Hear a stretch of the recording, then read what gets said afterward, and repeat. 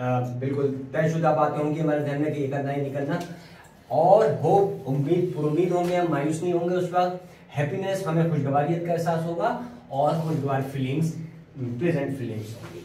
और negative energy का कैसे पता चलेगा? अगर हमारे अंदर डिसअपॉइंटमेंट पैदा हो रही है किसी चीज से, परेशानी पैदा हो रही है, एंग्जाइटी पैदा हो रही है, अनप्लेजेंट फीलिंग्स पैदा हो रही हैं, तो इसका मतलब ये है कि वो एनर्जी नेगेटिव एनर्जी है।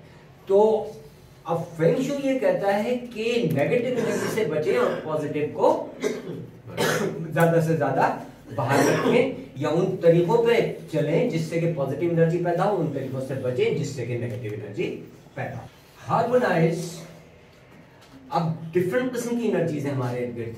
पहले हम एक मिसाल लेते हैं। मिसाल के तौर पे जब कोई गाना रिकॉर्ड होता है या म्यूजिक रिकॉर्ड होती है, तो उसमें आप देखें कि वैसे तो 60 70 इंस्ट्रूमेंट्स होते हैं म्यूजिकल, लेकिन हम 4-5 की मिसाल लेते हैं। मसलन पियानो है, गिटार है, वायलिन है, ड्रम है, फ्लूट। फर्स्ट में ये सब बज रही हैं। म्यूजिक डायरेक्टर बड़ी अहम चीज है क्योंकि वो उनमें हार्मोनी पैदा करता है। वो देख रहे हैं, आपने देखा होगा एक मखसूस इशारे करता रहता है, वरना ये होगा कि बांसुरी वाला कहीं कुछ और बजा रहा है, ड्रम वाला कुछ और कर रहा है। म्यूजिक डायरेक्टर उनको क्या करता है? हार्मोनाइज करता है, उनमें इर्तिबात पैदा करता है, तरतीब और तंजीम पैदा करता है। तो एक खुशगवार, सुनने में अच्छी म्यूजिक पैदा होती है, मेलोडी पैदा होती है उसमें, वरना वो एक बेहंगाम शोर होगा अगर म्यूजिक डायरेक्टर ना हो।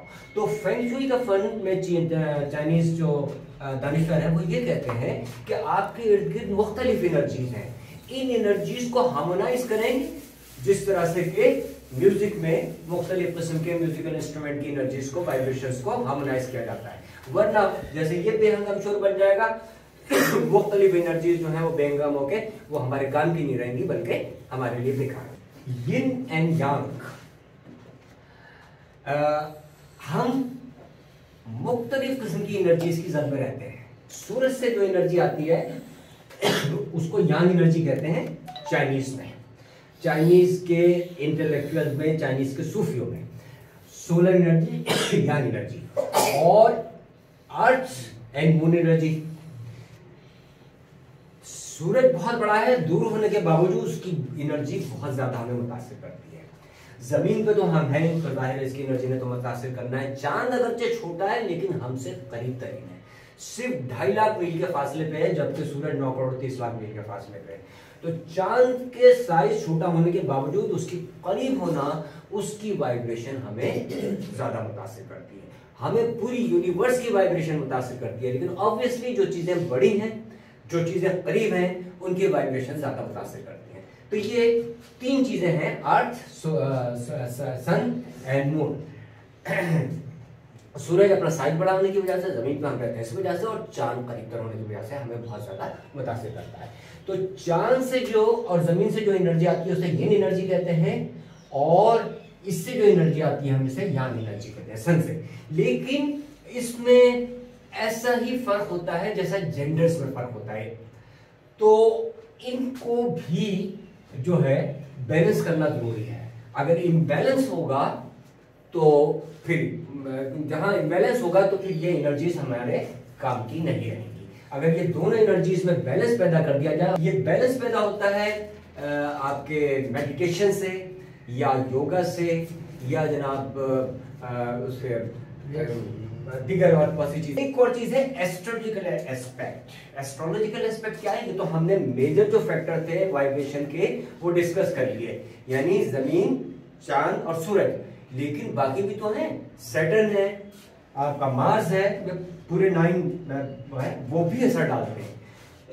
तो इनको हम कैसे, इनकी एनर्जीज को कैसे बैलेंस करें? क्योंकि कभी इनकी वाइब्रेशन ऐसे आ रही होती है जो हम पे पॉजिटिवली इफेक्ट करती हैं और कभी नेगेटिवली। तो अगर नेगेटिव इफेक्ट हो रहा हो तो उससे कैसे बचा जाए? उससे बचने का रेमेडीज होती है चैरिटी। रेमेडी दिए मिसाल के तौर पे, सैटर्न का अगर नेगेटिव इफेक्ट आ रहा है, सैटर्न इत्तेफाक से ऐसी पोजीशन पे कि उसकी वाइब्रेशन नेगेटिवली हम पे पड़ रही है, तो कहा जाता है कि काली चीज, मिसाल के तौर पे काली माश, काली मसूर, उसका सदका कर दिया जाए।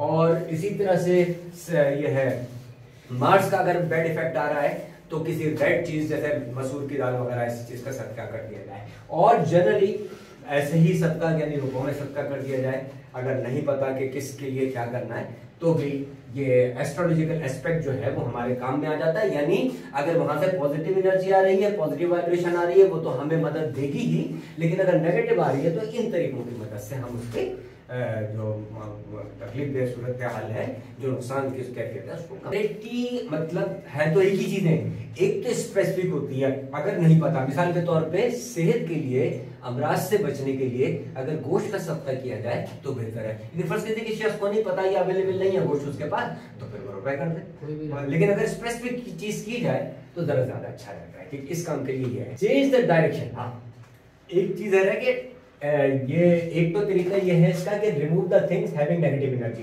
उन एनर्जीज को हटा दीजिए। अब एक नया टॉपिक आ गया, यानी कि एनर्जीज पैदा हो रही हैं, अगर नेगेटिव एनर्जी पैदा हो रही है तो उसको दो तरीके हैं। नेगेटिव एनर्जी कब पैदा होगी, जैसे मिसाल के तौर पे एक चीज है जो हमारे इस्तेमाल में नहीं आ रही, देखें